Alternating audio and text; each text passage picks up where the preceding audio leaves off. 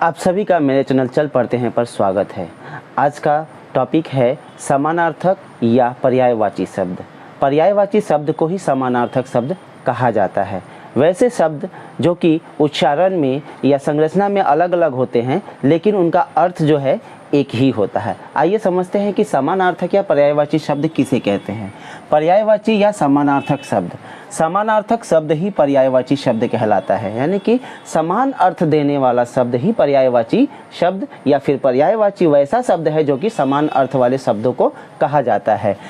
एक शब्द के स्थान पर जब उसी अर्थ वाला दूसरा शब्द आए तो ऐसे शब्दों को समानार्थक या पर्यायवाची शब्द कहते हैं। यानी कि यहाँ पर क्या बोल रहा है कि एक शब्द के स्थान पर, यानी कि ऐसा कोई शब्द जिसके स्थान पर उसी अर्थ वाला, ठीक उसके समान अर्थ वाला कोई दूसरा शब्द आए तो ऐसे शब्दों को हम लोग समानार्थक या पर्यायवाची शब्द कहते हैं। यानी कि वैसे शब्द जिसका उच्चारण और संरचना अलग अलग होने पर भी उनका अर्थ जो है एक ही होता है। जैसे कि देखिए, अध्यापक पढ़ा रहे हैं, और ठीक देखिए यहाँ पर अंडरलाइन किया हुआ है। हमने फिर दूसरा वाक्य लिया है शिक्षक पढ़ा रहे हैं।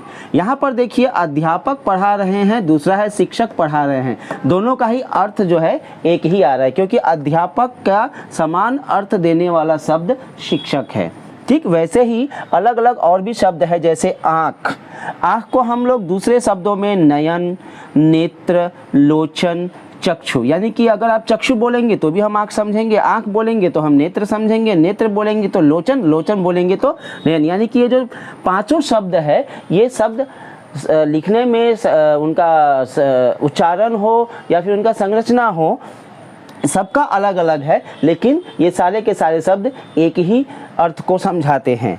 जैसे कि देखिए आकाश, आकाश का दूसरा नाम यानी कि दूसरे शब्दों में व्योम, गगन, अंबर, आसमान। ठीक उसी प्रकार वृक्ष, वृक्ष को देखिए पेड़, तरु, विपट, गाछ।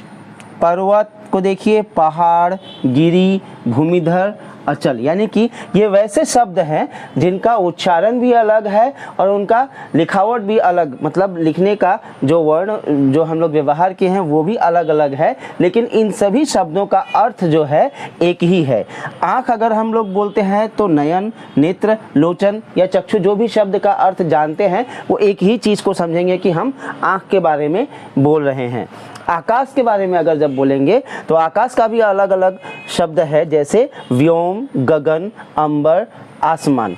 तो यहाँ पर यही समझ में आता है कि पर्यायवाची शब्द वैसे शब्द हैं जिनको हम लोग दूसरे शब्दों के व्यवहार से एक ही अर्थ बताने वाले शब्द से हम बदल कर लिख सकते हैं।